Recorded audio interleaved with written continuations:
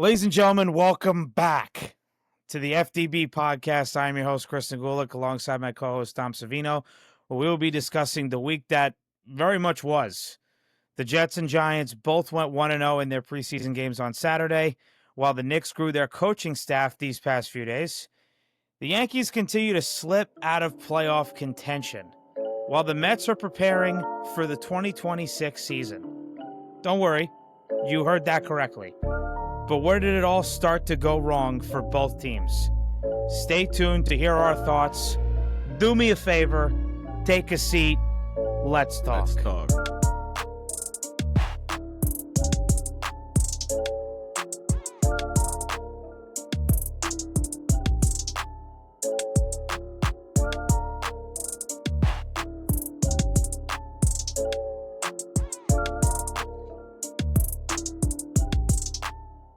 Dom, What up? how are you? I'm great. Feeling good. Beautiful weather outside. Wish I was on the beach. You know, maybe one day I'm going to do it on the beach. I'm going to do the podcast episode on the beach. Have like a crazy hat, umbrella, beach chair. Tommy Bahama, by the way. It has to only be Tommy Bahama. See how it goes. If any seagulls are near me, I'll just kick them. That'd be something. Imagine you're trying to do a pod and you got a seagull just screaming at you and right next to your ear. That would be nuts. We'll be Can't you evolving. see I'm busy? Yeah. What do you want? A piece of bread? Here, go catch it. Get in the water. Start learning how to swim. Yeah, that'd be good. We'll be evolving. We'll be moving around, having some guests soon. Not yet, but maybe we'll try to have some guests. Maybe do live call-ins soon. We'll see when that is, but maybe, just maybe. So I'm gonna say this up front once again for the second week in a row. You're gonna want to listen to the end of this episode. The MLB portion of the episode is going to be a diatribe. For the folks who don't know what a diatribe means, maybe Dom doesn't even know what that means. Correct. It's basically a rant extremely negatively. And it's not going to be good. I have a lot to say. Dom has a lot to say. But there is one thing that I'm going to say. My brother's friend Gio, back on that weekend of July 17th when I was up in Saratoga for Knicks bachelor party, Dom, Gio said that you're not the best co-host.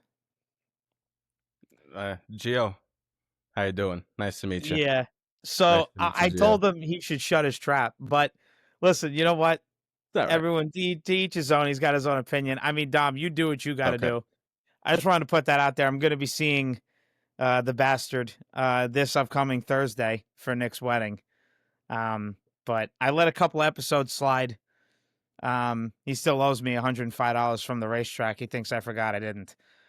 Because I was going to go split, bet on horse 4 and horse 3 and do 75 divided by 2, 37. What is that? Whatever the math, 32 and a half or 37 and a half for each. I can't even do math on top of my head. That's sad. But yeah, he said, no. You got to stick with the vibes. Go for horse 4.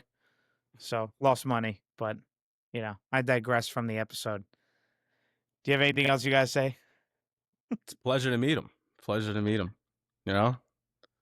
Hopefully we'll meet in person one day. Yeah, exactly. Yeah, take a seat. Let's chat. All right. Well, on that note, have a good day, Gio. NFL, we're going to start off with. Dom, you're going to go first as usual. Giants win at 34-25 against the Bills. And I got to say, the two names that stood out to me, Dom, were Jackson Dart and Abdul Carter. Not very shocking, but those are the two names that stood out to me. Absolutely. Jackson Dart, I'm just really surprised that this is obviously his first preseason game, and he was so poised in the pocket. It seemed like nothing bothered him. He was taking hits like crazy. If there was any pressure, he was staying in there, which, honestly, that looks like a veteran in there. I'm not going to lie. But I have to say this. He's not ready yet. He looks really good. Don't get me wrong. He looks good. He can throw. Obviously, he had that amazing touchdown throw. But he still is He's still just not doing like the simple things that a quarterback should do. He only is looking at his first read. It's sort of reminding me of like Daniel Jones, like throughout his whole career, where he's literally just looking at the first read and just eyeballing him, which is not good. That's not a good trait to have. I'm obviously not comparing him to Daniel Jones, but they have that same trait, which is a very toxic trait to have as a quarterback. But he did go over 12 and 19 with 159 yards and a touchdown to Lil Jordan Humphrey, which was a perfect throw. You couldn't get any better than that. He had 3 carries for 24 yards, which we do need a running quarterback, especially with our line, which is a little questionable at the moment as going to be the start of the season. And then he had a 19-yard run, which I think every Giant fan was a little scared of, that he did not slide. Jackson, it's game 1 of the preseason. I know you're not starting week 1, but we still need you. God only knows if we're going to need you in the middle of the season or near the end of the season, or God forbid somebody gets hurt, whatever the case may be. But we need you. And like, obviously we appreciate the hustle and the toughness, but this is not the time to do it. This is definitely not the time to be doing any of that. And then another person who stood out that we didn't mention, Montrell Washington. He had 3 catches for 60 yards, even though that doesn't sound like a lot. But he's fast, and he was getting open a whole lot. Almost the whole game, he was getting open. I'm not going to lie, I haven't heard of him, but he looks really good. He looks really good, and at this rate, we do need another receiver because we really don't know who is officially going to be our official wide receiving depth chart. We do have Wan'Dale Robinson, we do have Darius Slayton, but we also don't know how Jalen Hyatt is going to be. It seems like throughout these training camps and the OTAs that he was gaining a lot of connection with Russell Wilson. We'll see how that goes, and we obviously know that Russell Wilson loves to throw the deep ball, and that's what Hyatt is known for. He's tall, lengthy, and fast.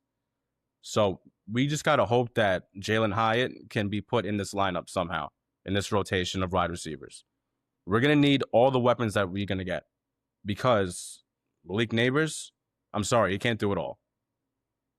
You cannot do it all. Darius Slayton, he is a good receiver, but he has a history of drop balls, which obviously is the worst trait to have as a receiver. And Wan'Dale Robinson, I hate to say it, but he gets hurt too much. He gets hurt too much, and he's going to be mostly in the slot. He's not really going to be on the outside at all. So we're going to need everyone. And let's just hope that we have a competitive season. Just competitive regular season. And then next, the man Abdul Carter. Even though he only had 3 pressure plays, rushing plays actually, but he had 3 pressures on all 3 plays. For a man who's 250, someone that big, someone that quick and fast, he looks scary coming off that line. He looks so scary. It's going to be with him and Dexter Lawrence and Brian Burns and Kayvon. And the thing is, we don't even know where Abdul Carter is really going to be. Like, is he just mostly going to be off the edge, or is he going to be in the middle? Is he going to be outside? That's the thing. You can put Abdul Carter anywhere on the field. It's going to be scary. I'm really excited for this defense. Russell Wilson too. Even though we only had 6 or 7 for 28 yards, he didn't look too great. We had like an 83.3 passer rating, but I'm not worried. I'm really not worried. Not every starter played. There was a lot of backups in, so let's all pump the brakes on Russell Wilson for a second. And it's only the first preseason game, so they're not obviously just gonna make him go crazy in game 1. So let's see. But Abdul Carter, I'm so hyped for. I cannot wait to see him week 1 and throughout the regular season. I mean, I was going to say it before you did. You could literally put Abdul Carter anywhere. Anyway. You're saying, I don't know where they're going to put him. Who cares? Exactly. Put him anywhere. Exactly. I don't care where they put this guy. I mean, I was talking to my brother on the phone for easily over an hour, and he was saying, hey, let me know how Jackson Dart does. And then when he wasn't on the field, I'm watching Abdul Carter. I'm like, you could put this guy in section 131, row 5, and he'll come in a split second and sack the quarterback. You can put him in the safety. I don't care where you put him. He is that good. He is so elusive, so fast. I even had that written down myself, Dom, in my notes. Abdul Carter looked so quick and elusive. It's literally what I have written down. I mean, he is so good and so talented. I'm telling you right now, I said it to my brother yesterday, or I'm sorry, Saturday. I would not be surprised if he wins Rookie of the Year. I wouldn't be surprised either. Not at all. I would not be surprised. Defensive Player of the Year, very hard to do your first year out of the draft. But Rookie of the Year, I could see it. I put money on it. I go to FanDuel, put some money on it, no problem. 100%. Yeah. Also, I think Graham Gano looks like midseason form too, Dom, by the way. I mean, he's just lethal. 3 for 3 field goal, 1 for 1, obviously extra point, but he nailed the 53-yarder. That was his longest field goal on Saturday. He's got to be one of the top players on the team because Graham Gano is just Mr. Automatic. Hopefully, he just doesn't get injured again. Not last year. Last year, yeah, I mean, but nothing went right last year, though. Well, yeah, but he also had a groin injury. Yeah. So it's not like he was 100%. I am going to mention he did have an injury, so give him a little bit of a pass. I think he's going to bounce back incredibly this year. I know you said Russell Wilson, you're not too concerned. I don't know, Don. He didn't look very good on the first drive. I didn't know what the heck he was doing. I mean, he only threw 28 yards, 6 of 7 passing. So, I don't know. Not a great passer rating, but oh well. We'll see. We'll see how they do for the next game, which is against the Jets, by the way, next Saturday. So the Jets beat the Packers 30-10. So the offense, great first drive. I mean, literally the definition of Justin Fields. Had a couple of bad throws, had a couple of good throws, and then capped it off with a touchdown run. So literally what you expect from Justin Fields. Had a 13-yard run to cap off the drive, touchdown run. He went 3 of 4 passing for 42 yards. Okay, 14 yards rushing on 2 of those plays. 10 play, 79-yard drive. That was capped off, like I just said, 13-yard touchdown run. Had a 12-yard and a 24-yard pass to Andrew Beck, who literally, I mean, even Zach Rosenblatt even put it on Twitter. He was saying people who helped themselves, people who didn't help themselves, and then there's just a separate category for Andrew Beck. So he was that standout. He was that much of a standout player on Saturday. 108.3 passer rating for Justin Fields. I'll take it. Pretty good for the first preseason game. Their other quarterback, I believe, just based off how I saw it, was him, then Brady Cook, then Adrian Martinez. But Adrian Martinez had a solid game as well. 11 of 16 passing, 152 yards at TD. Braylon Allen, I mean, he looks like just a brick house. I mean, this kid is massive. He injured a player. You know that, Dom? On Saturday? He went for a 14-yard carry, and he injured a linebacker. I don't remember his name. Don't know. Don't care. You know, I don't wish on any injuries. That's not what I'm saying, but it was a guy that I don't think is going to be a starter for the Packers, but he is just that strong and powerful that he could hurt someone. He had 3 carries. Okay. No, I'm sorry. He had 8 carries. I was looking at Breece Hall's numbers for a second. 8 carries, 33 yards, 14-yard long run. Now Breece Hall had 3 carries, 9 yards. His longest run was 4 yards. He had one play where if he had cut right, probably would have taken it to the house. He literally cut left in a mosh of defensive tackles and other linemen. And I think he picked up like 3-4 yards. So his vision is not there yet. I know it's only the first preseason game, but I'm going to adamantly say this. And I know I made a reel about how Braylon Allen's coming for his job, but I adamantly believe if Breece Hall wants to be a weapon week 1, and frankly, for probably the whole season, if Braylon Allen is healthy and strong and doing well at the rushing position, Breece Hall's got to be in the pass game. If they want Breece Hall to be a weapon, he essentially has to be a wide receiver because 100%. Braylon Allen looks awesome. Brees Hall, that one run was just I mean, I was flabbergasted by what he was doing. I looked at my cousin. We looked at each other. We were like, "Where's he going?" There's a massive hole on the right side of the field. He didn't even think twice. He didn't even see it. So I don't know. Again, like Dom said, it's the first preseason game. I'm not going to overreact, but that wasn't a good start, and that could have been a 70+ yard run to the house. The other running back, Dom, I was talking to you before the episode, Donovan Edwards. 9 carries, 42 yards. Longest carry was 11 yards, and he had 1 reception for 21 yards. He had a great game. I mean, you're talking about 4 running backs possibly in one room between Braylon Allen, Brees Hall, Isaiah Davis, and now Donovan Edwards. It's getting crowded. Andrew Beck, 2 receptions, 36 yards. Longest was 24 yards, as I said just now. Both of those receptions came from Justin Fields. Tyler Johnson, 2 receptions, 27 yards. Longest was 21. Quentin Skinner has some speed. I will say he could be a possible deep threat. Again, it's the first week of the preseason. But 1 receptions for 26 yards. It was a very good play. Stone Smart still putting himself out there, constantly looking like a possibility to maybe get a starting job as a tight end, depending on how Mason Taylor feels. Hopefully he gets healthier. He does have an injury. Stone Smart had 1 reception for 24 yards.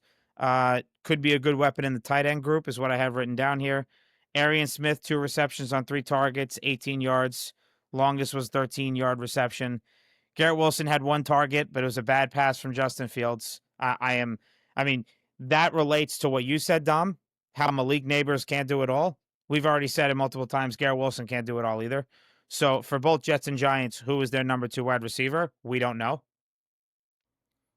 You just We have have no to idea. hope. You just have to hope that what the reports were saying come with the OTAs that Garrett Wilson is going to be moving all over the field. He Right. has to. He can't Right. just be on the outside. Him No, in the slot is gonna be deadly. If they I use agree. him right, he's gonna be a even bigger problem in the I slot. agree. I mean, like that's what they were using for Malik Neighbors. Like he was all over the field last year, Right. and look how Right. good he did. And then Yeah. also Donovan Edwards. Mm. I just can't believe he went so low in that draft. He won the national championship with Michigan. That championship year, he went insane. He was probably one of the best running backs in college. And I think everyone was shocked to say that he came back. And it sort of didn't work out in his favor. He had very low numbers this past college season. But obviously good for you guys that you got him because he's a great running back. And it was him and Blake Corum in Michigan. And they were a great duo. Yeah. Yeah. It's getting crowded. The running back room is getting crowded. I don't know what they're going to do for running backs. Now, Isaiah Davis is a bit of a punt and kick returner, so maybe you could put him there, but that's Xavier Gibson's job. Now, Xavier Gibson has a shoulder injury, but they're going to have to situate the running back room because it is getting crowded, and it is getting crowded fast. And they still have 2 more preseason games. Remember the years, Dom? It used to be 4. Now it's only 3, which that's great for the guys who know they're going to be on the team. Not so great for the guys who don't know that are going to be on the team. So now it's down from 4 games to 3. And the last thing I want to say about the Jets offense, and actually, you know what? I'll save that. Let me do the defense quick, and then I'll save that last part. The MVP of the defense was Jay Tufele. I mean, it wasn't even close. This guy signed a 1-year deal with the Jets after a few seasons with the Bengals. He was a 4th round, 106 pick out of USC in the 2021 draft. The Jaguars drafted him. 3 total tackles, had 1.5 sacks, and had a fumble recovery in the end zone for a touchdown. A tackle for loss, 2 QB hits. I mean, this man was everywhere. Every time I looked up, I just saw Jay Tufele. Always, the camera was always panned to him every single time. Did a great job, had a great game. Jamarcus Weston, 2 total tackles, 1 fumble recovery. Here it is, preseason Leonard Taylor III is here again. The guy at a he went undrafted. 1 tackle for loss, which resulted in the Tufele fumble recovery in the end zone, and 2 total tackles. So he was out there for sure, and he was wreaking havoc. Ahmad Gardner looked strong. 2 passes defended. He was locking up their wide receivers. But again, as I said, I'm not going to call him sauce until I see him tackle. Switch both sides of the field, follow the wide receiver, and catch the ball. So he's going to stay to Ahmad for now. And the last point I wanted to make, Dom, was this is a new regime. Aaron Glenn is not going to deal with the penalty problem. He's just not going to deal with it. He looked so irritated and he was heated at whichever player committed a penalty. This is a different head coach. This ain't Robert Saleh era anymore. This is Aaron Glenn. You make a penalty, get the heck off the field. He don't want to know you. You may not even play the rest of the game. And he was not tolerating it. He is not going to tolerate it, especially if he ain't tolerating it in preseason. He's not going to tolerate it in the regular season. So he is just making his presence known with how much he hates both sides, offensive and defensive penalties. Anything else you need to say about the Giants and their preseason game? Because for the Jets, that basically does it for me. I just hate getting so into detail with preseason because the past, like I said, with training camps and these preseason games with the Giants these past few years, they always look incredible. Everything looks perfect or close to it, and then once regular season comes, they're just a whole different team. So it doesn't trick me. I don't get too much in my head with preseason, and I hate talking about preseason, to be honest with you. Well, we have to do it, so buckle up. I don't know what to tell you. I mean, listen, I don't want to get too crazy and over-exaggerate preseason either, but it's part of the pod. So, we'll be talking about it. I don't want to over-exaggerate Breece Hall's situation. Any of the guys who also do well, not just the guys that do bad, that are going to be starting or are going to be on the roster. I totally get your point, Tom. I really do. But we have to talk about it to a certain extent because it's going on and it's sports and it's a game that I can watch. So be it. But it was only the first preseason game. There's still 2 more. So I agree. So that's the NFL. Now moving on to the NBA. Not much going on, but there are a couple of things that happened with the Knicks. They got their associate head coach, Chris Gent. So he actually spent his 96-97 year as a player with the Knicks. And according to Shams Charania, Gent has been an NBA assistant for over 2 decades and now assumes an elevated role as a significant hire for Mike Brown. He won a title as a player with the Rockets in 94, so that's a pretty tough one to hear as a Knicks fan, especially the older generation. Now, this is the key here, Dom. This is the key. He guided the Hornets to the Las Vegas Summer League Championship last month, obviously in July. Now, why do I say that? That translates into more coaching for player development. Exactly. It's a big thing the Knicks front office is trying to harp on and hire for the coaching staff. And Dom, we've been talking about player development, I would say, for at least the past 2 seasons. So getting a guy like this, huge. And then I will express the second hire, and then Dom, you can give your take on both. Happened this morning, I'd say about 11:30. Knicks hired TJ Saint as an assistant coach for Mike Brown, according to Ian Begley and SNY. Saint, head coach of the Pelicans G League team, will aid the Knicks on the offensive end. He's viewed in NBA circles as a bright offensive mind. Squadron had G League's top offense in 2023-24 regular season. Additionally, Saint has coached at the University of Georgia with the Detroit Pistons, at Butler University, and at Belmont University. So, also, clearly another thing that the Knicks front office is looking to harp on is we got to figure out this Jalen Brunson ISO ball, nobody's moving type offense.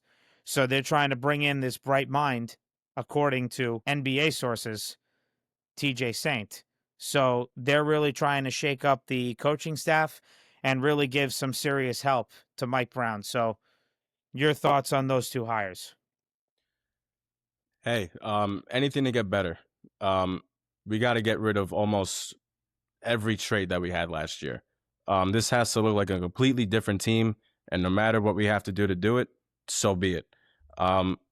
Player development with the ISO ball. As we said, every time we were watching a game, we were like, do they even run plays? Why are these players playing for 40 minutes a game? Probably the main reason why we lost against the Pacers was because every single person on that player's roster was ready to go and played a good amount of minutes in the regular season and in the playoffs. And meanwhile, if let's say we wanted to play these young guys like Negulic or Dadier or someone in the playoffs, they wouldn't have been ready. They would have been rusty or anything. Maybe they probably even expecting to go in the game. And if they got called, they would be like, oh, wow, like really? Do whatever you got to do. And I don't know what's going on with Rick Brunson, but it seems like that he's not really going to have as huge of a role at all.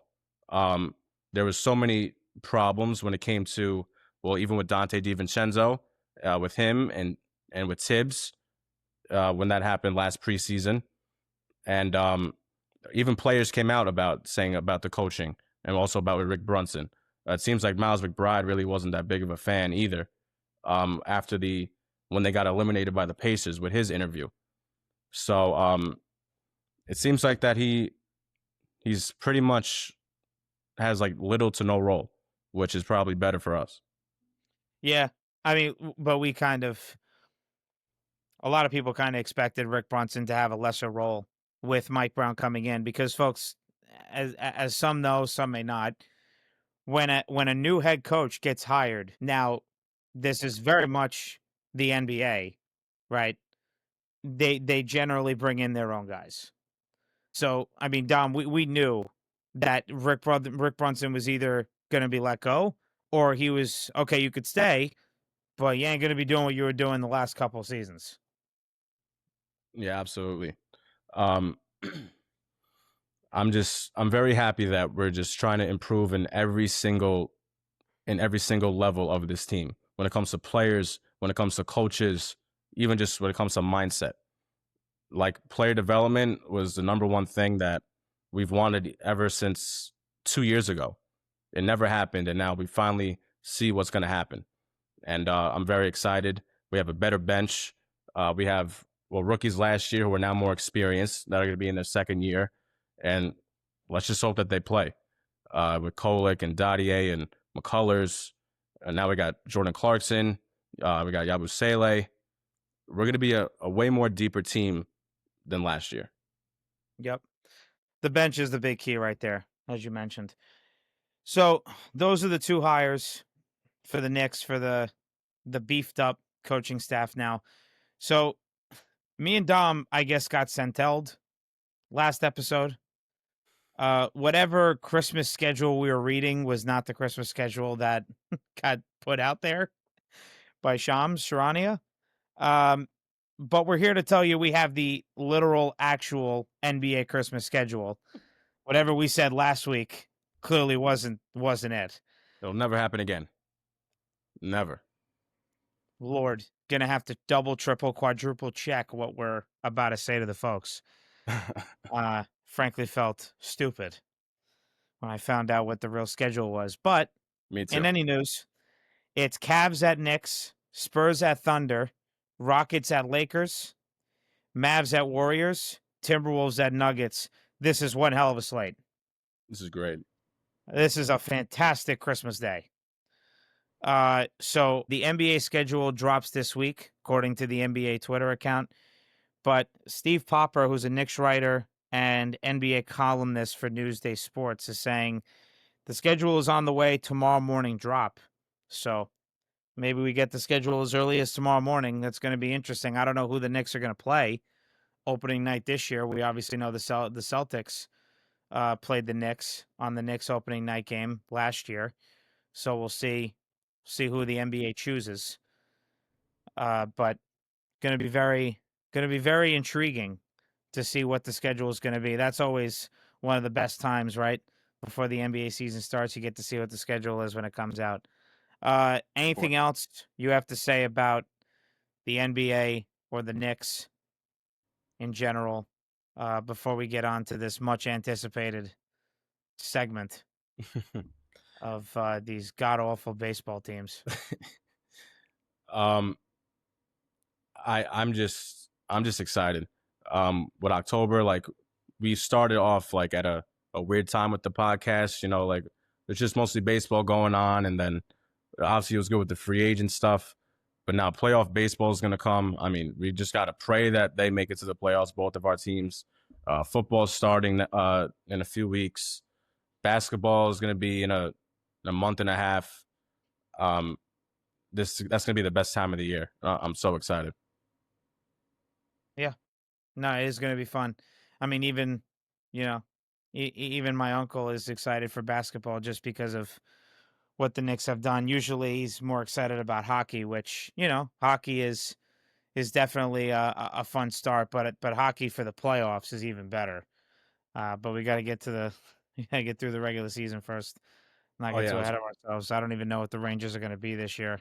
I have low expectations thanks to last season, but we'll see. October will be a fun time, and we very much looking forward to it. And the reason why we're looking forward to October so much is because of these god awful baseball teams, which now brings us to the MLB.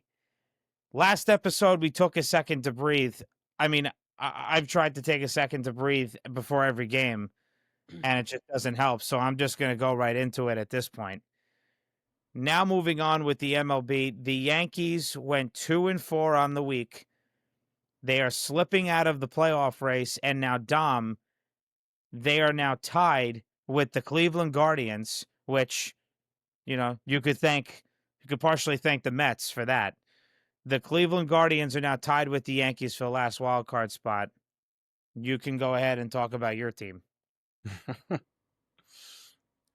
Just when things can go bad, this seems to get worse. The worst time for Correa to go back to the Astros. He's back, and now he's not as short, but he's at third. They already have a great shortstop in Pena, and he goes to third, and he looks like a natural. It's just unbelievable. When it came to this series against the Astros, which ended yesterday, it's just going to be the same exact thing for the rest of the year until Boone or someone from the higher ups tells them to not do this. Put Devin Williams in high leverage situations. I feel like that's what these games are going to go down to. It's just obviously it's the bullpen at the end of the games, but specifically who? Cam Schlittler, August 8th. He struggled a little bit. He had 5 innings pitched. He had 2 earned runs, 3 strikeouts, 1 walk, and had 7 hits. Jose Altuve continues to dominate the Yankees. We can't stop this guy. He had a 2-run home run in the first inning against Schlittler. I mean, hey, rookie going against Altuve. I mean, what do you think's going to happen? But still, Altuve is just way too good. And then the game gets tied, goes into extra innings. Then Devin Williams comes on in the 10th inning. After a 1-0 count in his first batter, throws a wild pitch. Now is a runner on third because in extra innings, someone starts off on second base, which is just, I get it, but I still don't like it. I get it. You want to like speed up the games, but I still don't like that rule. But that's just me. And then he gives up an RBI single to Correa, and when he came in from third, Altuve, so that blows the game wide open. And then later on, he gives up a 2-run home run to Taylor Trammell, and then the game's pretty much over from there. How much losing and how many blown opportunities does he have to do in order for us to be like, hey, like this is done?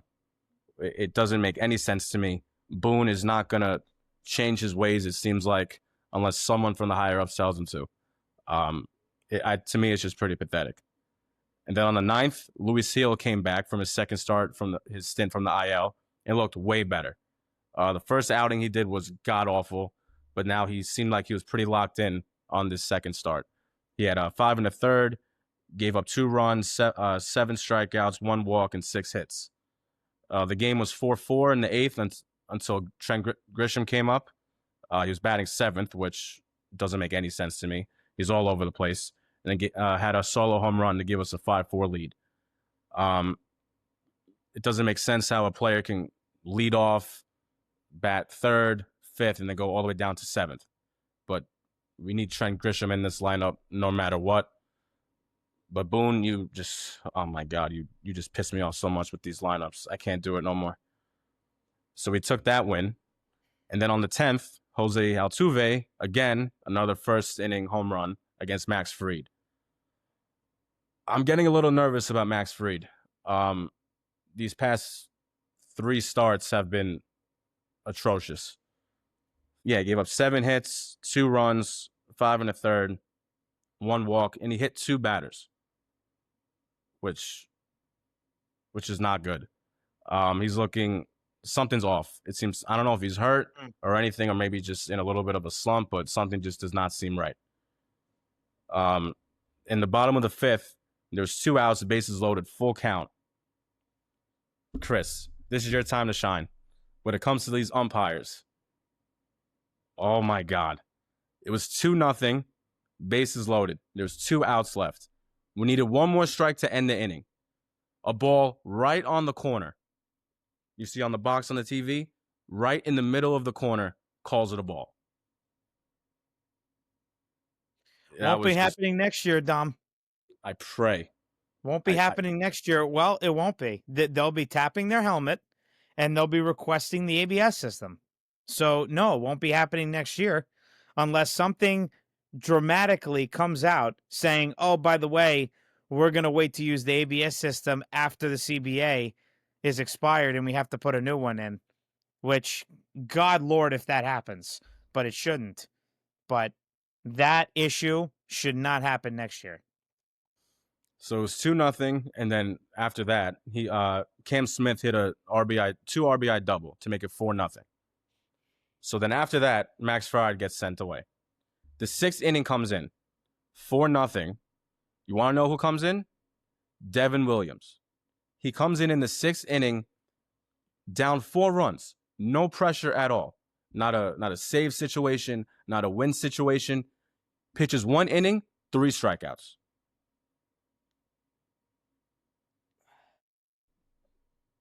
He can't do this. He's not built for these moments. No, he's not. He's not.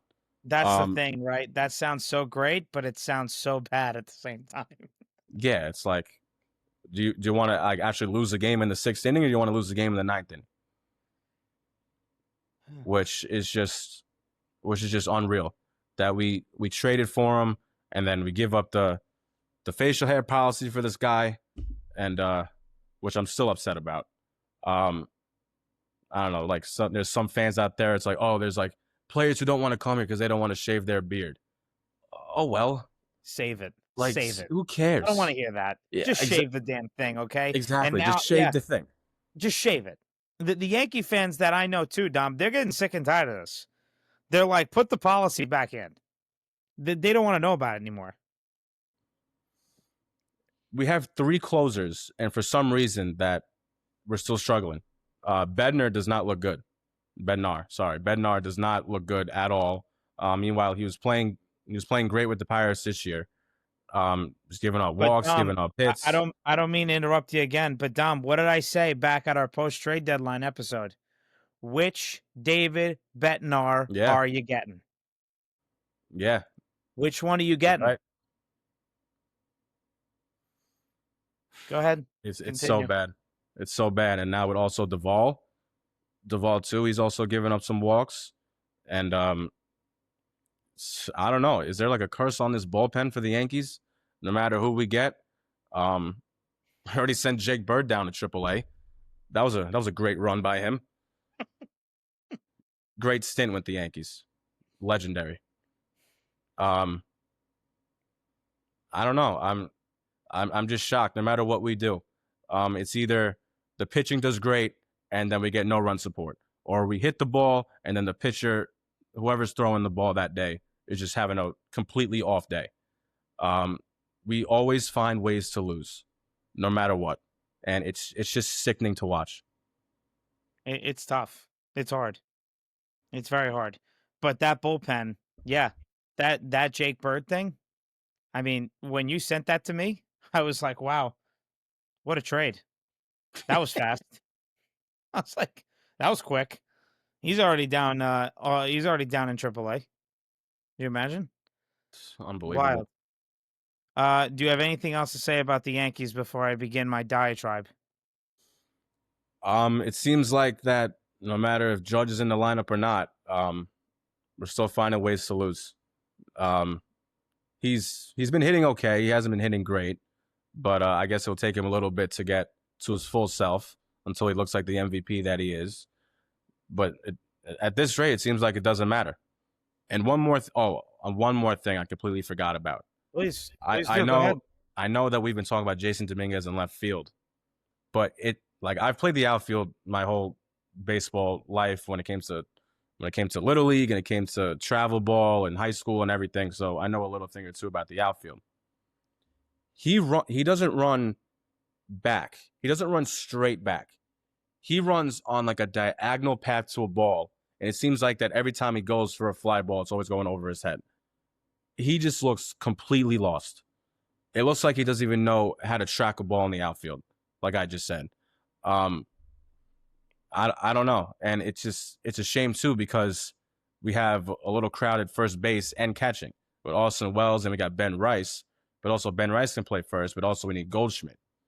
Um, it just seems like it's not working out for him in left field. Jason Dominguez, he's great. He's a great offensive player. He can get on base. He's a great base runner. He's been hitting as of late. He struggled obviously in the beginning of the year, but he made a way of his own. He's hurting us bad in left field. He really is. I don't know. He really just needs to learn how to track down a fly ball. It's really bad. It looks like he's never played outfield before this, which I don't even think he has like ever. But he can't be doing this. The way he's running down to track a ball is just looks like little league stuff. Something you learn in like middle school. It's really bad. Yeah, it is. But we knew this. He's not the best, defender. He's not a great left fielder. We've been No, saying this for a while now, and it's not no, really a of course. surprise.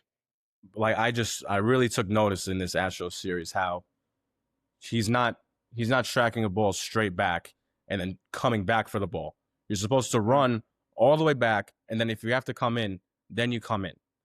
He's going directly on an angle to the ball, on a diagonal angle for some reason, and that's why all these balls are flying over his head, and it just looks terrible. Yeah, that's a shame because he can hit, but God, he can't field. No, Well, Mets go 0-6 on the week. great, Not one win. beautiful. Frankly, I haven't seen a win in quite a while now. At least a convincing win. Didn't help the Yankees. They got swept by the Guardians, including 2 outs away from getting no hit last Wednesday. Swept by the Brewers. They've lost 7 straight games, and they have now lost 11 of their last 12 games. Stats for the viewers and listeners. Yeah, it's not going to be good. Mets last 11 games, excluding yesterday's game, which was a loss, by the way, so you might as well make 1 of 10, 1-10, 1-11. But 1-10, a .090 win percentage, a 191 batting average, a 270 on-base percentage, a 592 OPS. They're averaging 3.73 runs per game.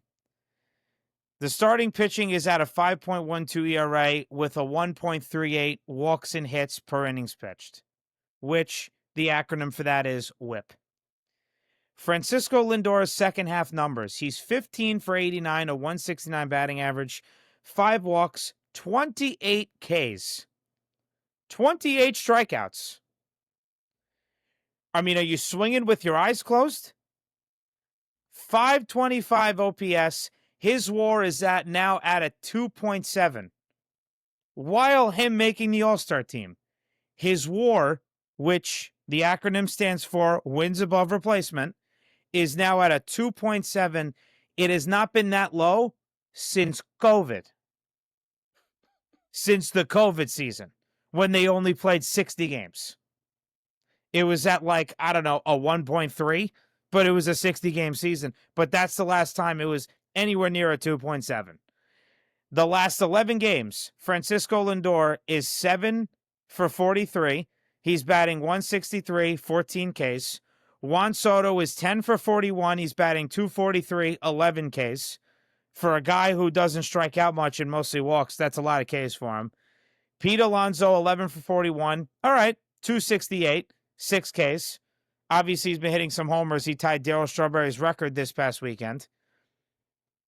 Mark Vientos, 7 for 30, batting 233, 6 Ks, but he did not play yesterday.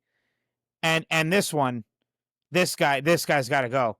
Brandon Nimmo, 5 for 38, a 132 batting average, 18 Ks. Dom, he's striking out almost 50% of the time. I mean, how long have we been saying this, though, that he's had to go? We've been saying this for a while. Maybe. But on our episode, not that much. That was more Frankie Montas, which I'm going to touch on in a bit. Brandon Nimmo's contract is looking worse and worse by every game he plays. He's got 5 more years on his deal. Don't forget he signed an 8-year, $162 million contract after the 2022 season. But he did play well in center field, and he did hit. He had a solid year, but everyone did that year. The Mets won 101 games. 5 years on his deal is left.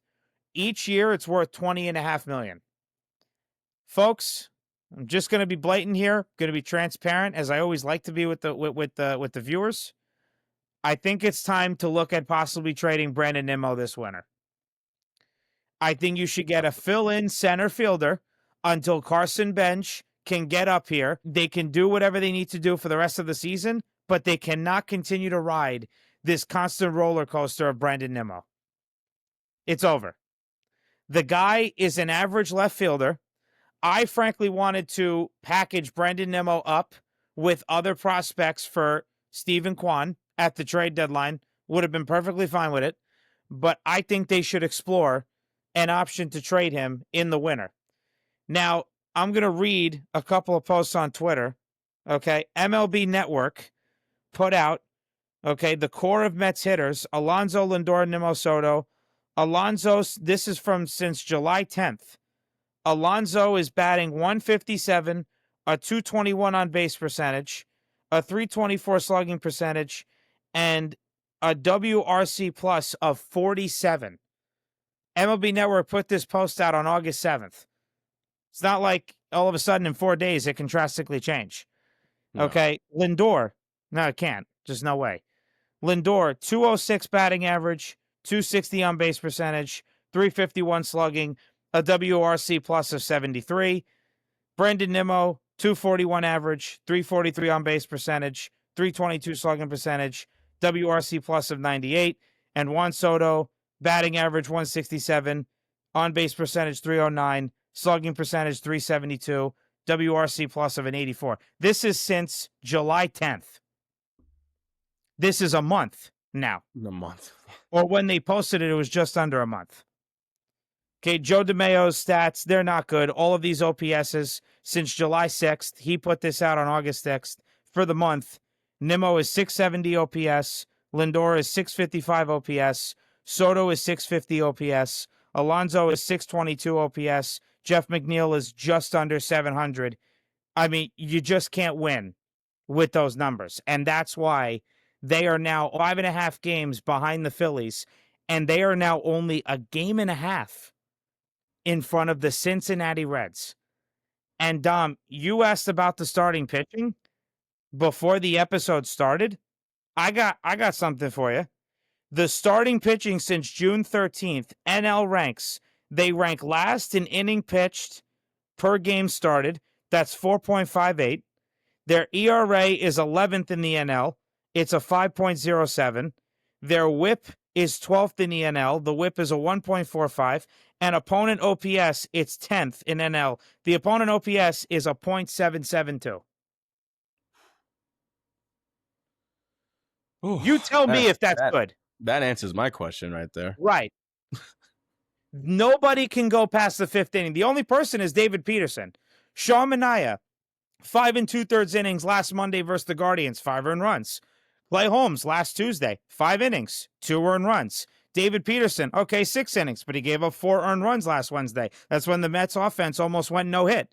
Kodai Senga, 4.1 innings last Friday at Milwaukee against the Brewers. 2 runs, 1 earned. Saturday versus the Brewers, they had a bullpen game because Frankie Montas sucks. So they had an opener going for him because he's that bad. Montas, 3 innings this past Saturday, 3 runs, 1 earned. I don't care that Lindor made the error. You can't walk Anthony Siegler. The guy's hitting 194. You can't walk him. That's I don't care what Lindor's error did. I don't care. Okay? Frankie Montas coming into the game has 7th highest ERA in the major leagues at a 6.68. And then yesterday, Sean Manaea, 4 innings yesterday, 4 earned runs. Mets were up 5-0. They lost on a walk-off homer, and they lost 7-6. And the Brewers won. I mean, it doesn't matter what kind of bullpen you have. It doesn't matter who you acquired, Helsley, Rogers, Gregory Soto. It doesn't matter. They're going to get worn down. You have to get length from your starters. I do not care how good your bullpen. Oh, the bullpen's a juggernaut. It ain't that much of a juggernaut on the 3rd or 4th day if your starters only go 4 innings. You got to put your bullpen in good situations, too. Like, they can't just save you every time. They can't. I mean, I know Dom was talking about the Yankees bullpen, but I don't know, at least more than, a couple starters are at least going 5, 6, at least they're going 6 innings. But the Mets pitching is awful. I mean, they are so bad. So they're doing so bad. And frankly, they got to call up.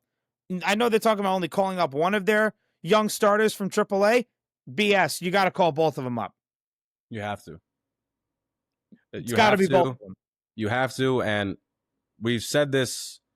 I don't know if we said this on the pod or off air, but we were talking about, also like Manaea. Like, do you think that he's even fully healthy? He claims he's just a step away. He said, after yesterday's game that he just has to keep getting into the groove and he'll figure it out. I mean, it's one thing to say it. It's another thing to do it. Exactly. So I don't know, Dom. That's a great question. I don't know if he's fully healthy. But what I can say is these 2 young starters have to get called up. Like I just said before, the Mets are now 5.5 games back of the Phillies, whereas the Mets were ahead of the Phillies by 5.5 on June 12th. So you see how much time has gone, how much things have changed in that 2 months' time. And now they're only a game and a half in front of the Cincinnati Reds for the last wild card spot, while the Yankees are tied with the Guardians for the last wild card spot. And, let's not say I didn't warn you, but, Steve Cohen, where's your wise ass post on Twitter? Where is it? Dom, did you see this post back on July 12th? I remember it. He goes, there seems to be less complaining after the team scored 7 runs in the 8th and 9th. Funny how that happens. Oh, yeah? Where's your post now? 7-game losing streak, lost 11 of their last 12. Where's the post, big guy? I don't see it. So you want to make a comment about the fans? Well, my brother's friend Jordan texted me. He goes, you want to go to the game on Wednesday? I'm like, go to the game on Wednesday? I'm like, does that come with Gio's reimbursement from Saratoga Racetrack? I go, I'm not going to the freaking game. They look terrible. It would be literally just to see Jordan and hang out and just chat because I'm not going to expect a win. But Steve Cohen, maybe you should speak up now because they're not winning and they're just totally dissipating from the playoff race completely. Mets had a 74.5% chance to win the NL East on June 12th. Today, 10%. Wow. Mets had a 10.1% chance to win the World Series back on June the 12th. Today, under 5%, 4.9. It's gotten so bad that David Stearns has to press the promote button, and he promoted 4 AA prospects. Starting pitcher Jonah Tong, center fielder Carson Bench, infielder Jet Williams, their number 1 prospect, and their first baseman Ryan Clifford, who hits mammoth home run shots. they're essentially getting him ready to fill the spot for Pete Alonso, maybe sooner than later. Who knows? I mean, Pete's going to be a free agent, probably opt out of his contract after this season. It was a 2-year contract he signed with an opt out after the first year. So those 4 guys are heading to AAA, and AJ Ewing, their number 8 prospect, got promoted as well to AA. The future is bright, but this season isn't. The panic meter's at 10. I frankly don't want to hear anyone like Sal Licata telling me to calm down. I'm not going to calm down. Okay, we pay good money to see wins. We don't pay to see the losses. I don't even know if I'm going to Wednesday's game. That's definitely up in the air. I don't even want to spend $5 on this team, let alone $45. I'm going to the Yankee game tomorrow. Good luck. Again. Yeah, I know. Good luck to you. I'm just going strictly for the vibes. Go with some friends. We'll have a nice time. Maybe go to Billy's. You know, we're just gonna have a nice time. Am I gonna be bugging out in the stands? Of course I am. But I'm gonna try and have the best time as possible. It's unbelievable where we've gotten at this point. And I'm sorry to say it, but some of the fans, and I don't blame them, some of the fans, they're already looking at next season because they have not shown a glimmer of hope or a glimmer of reasoning to why we should think, 44 games left, they can turn it around. How? They look awful. They don't know what the heck they're doing out there. I mean, I know Lindor made that error, but he showed real emotion in the dugout, which, by the way, Dom, that was the thing I told you before the episode that I threw the Yankees in. Where's the emotion in the Yankee dugout? I don't see it. None. There's no emotion. I mean, does anyone care on the Yankees? I mean, where's the life? Where's maybe Aaron Judge is not that type of guy, but maybe Austin Wells, who's a catcher, taking hits off foul balls and constantly getting hit. Maybe he should show some damn emotion in the dugout. But every time I look, I don't see a Yankee player doing what Lindor did on Saturday night. I don't see it. Nope. I mean, I'm asking you, do you see it in the dugout? No, I don't either. But, and also like Jazz, you know, he's been under the spotlight. What was it, against Texas, when he was just looking at a pop fly in the air, and then he got caught going back to first. He hasn't been himself really since then. Volpe, he's still struggling. Like, he's a guy that usually brings energy. He's still struggling. He's getting better with hitting the past few games, but still, his fielding still isn't good. These guys are struggling, and they just don't have energy in them. And the most depressing thing is, well, I'm sure we're going to be talking about this afterwards, but we're going up against the Twins and the Cardinals of the next 2 series. Like, even if we sweep both of them, it means nothing.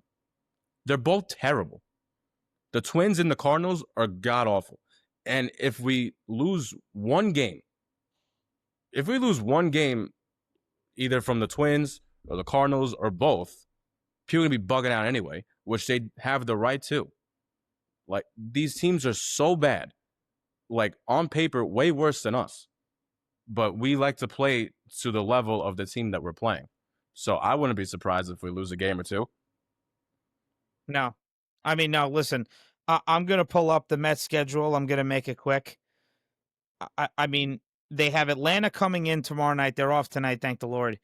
Doesn't matter. I'll be at softball anyway. Atlanta's coming in tomorrow for 3 games. Seattle's coming in for 3 games. Then they're off on next Monday, on the 18th. They go to Washington. They go to Atlanta. I mean, those should be series wins. Really, 3 of the next 4 series should be series wins. Seattle is a good team, so I'm not expecting anything out of the Mets for that. Then Philly comes here. That honestly may decide the season. That is the biggest series right there. That's going to decide their fate. August 25th to the 27th. That's going to decide their fate. Then Miami comes here for 4. Then they go to Detroit on Labor Day for a 3-game set. Cincinnati, then Philly for 4 in Philly. I mean, I don't even have to continue. The season may be over by August 28th or frankly even September 11th. So their biggest series to really show me something, aside from these next four, is that Philly series. They're coming to your house August 25th. You do not let them win in your home ballpark. That is the series that's going to define their season. And at that point, one of the two young pitchers should be pitching. Now, I don't know how the pitching order is going to line up for those series. I'm not going to try right now to go that far down. That's still, 2 weeks away? But those two kids got to get called up, and that's the big series. That's going to decide their season. So before Absolutely. I go to this next segment, Dom, do you have anything else to say about the Yankees or even the Mets, frankly? Either one of the teams. We talked about this a little bit. I think it was off air, but what would you think about Clay Holmes being the holder, coming in for the eighth innings? I think Clay Holmes should be in the bullpen. I mean, I said that last week. I mean, I think Clay Holmes should have some sort of bullpen responsibility. So holder, not closer, but Yeah, holder, holder. seventh inning guy. Sure, no problem. I'm all for it. Get him over there. Make room for a starting spot for one of the young guys. This is the time. I know Nolan McLean and Brandon Sproat. I know their 1 year of team control is important to David Stearns. Clearly, it's more important than them winning ball games right now. But they will get called up come this upcoming Friday because that's the 15th. So that's the time to bring them up. But I think Clay Holmes should be in the bullpen, having some sort of bullpen role, and be responsible for one of the, innings towards the end of the game. So yeah, I'm all for that. Yeah, he's a two-time All-Star, even though he was a closer. But obviously, we all know what happened last year when it came to with the Yankees and him closing, and he will never be a closer with an Edwin Diaz being there. But he can still show some light in that bullpen, and you guys need it. I agree. 100% agree. So Dom, we're gonna start with you. Where did it all start to go wrong for the Yankees? Like in general, or just like the past series, or No, I would say, when was the time where something happened where you didn't have a good feeling and you said, this may be a problem for the remaining season?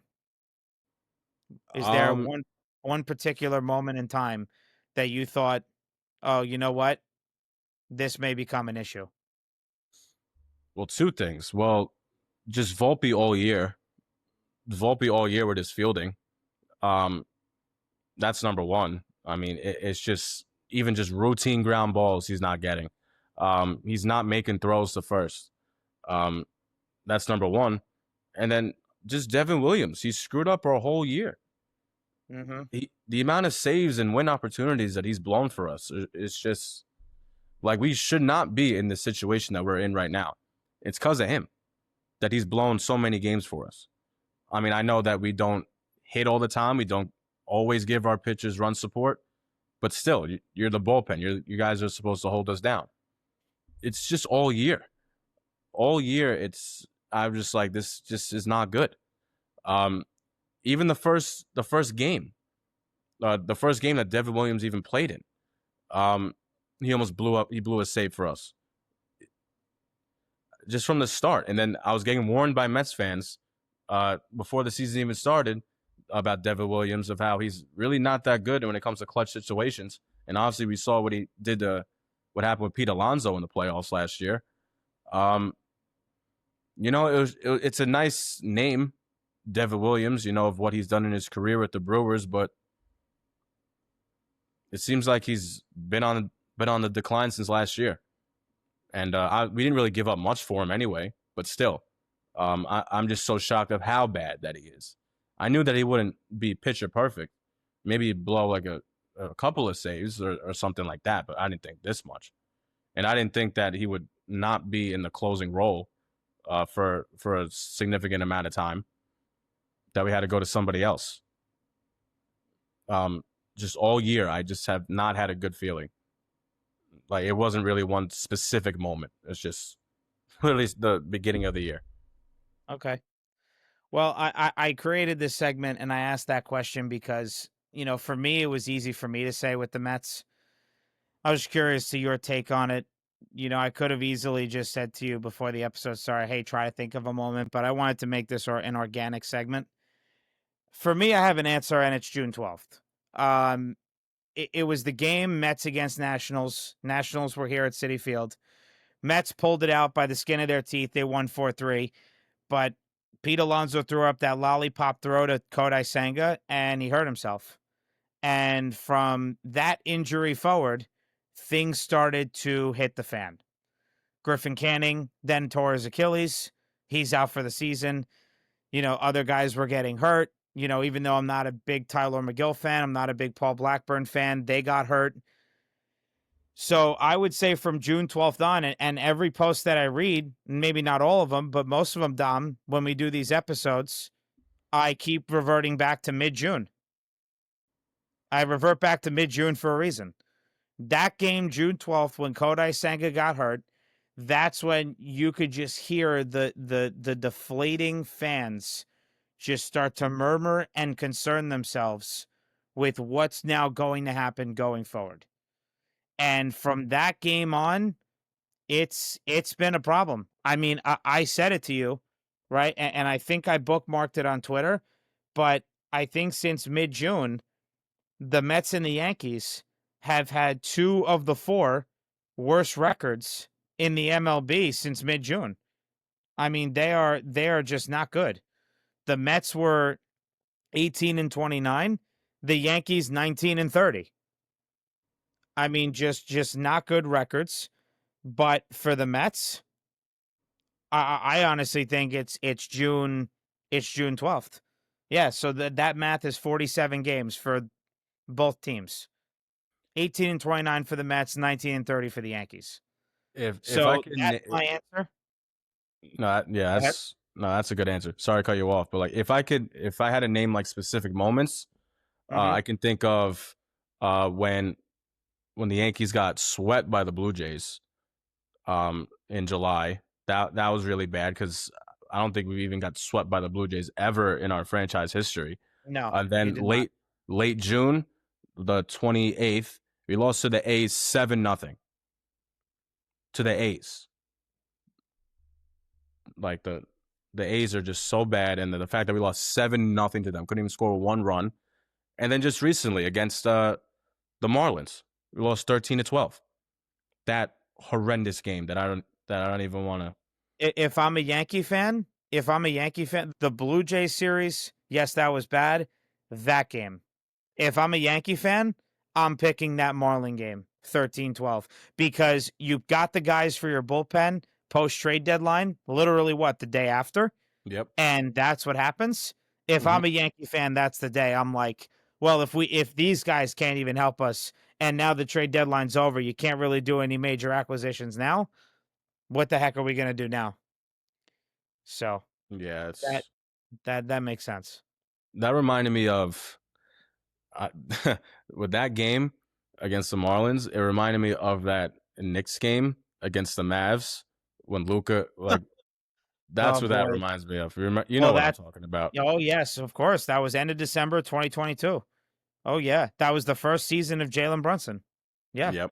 I was at a Croatian restaurant with my family, and I looked up the score. It was like maybe a couple of days after Christmas, and I looked up the score, and I saw the final, and they lost, and I was like, "How is that possible?"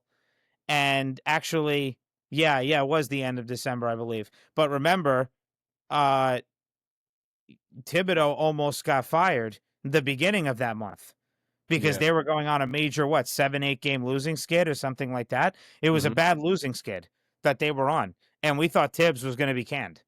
Yeah, I remember that game. So those are the 2 answers, right? That's the answer from Dom. I have my answer from the match, June 12th, Kodai Senga injury.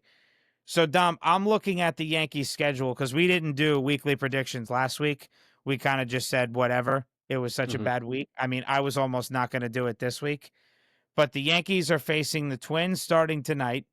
Then they're facing the Cardinals for the weekend. What do you think their record's going to be for the week? It should be a sweep for both. It really should, but I'm realistic.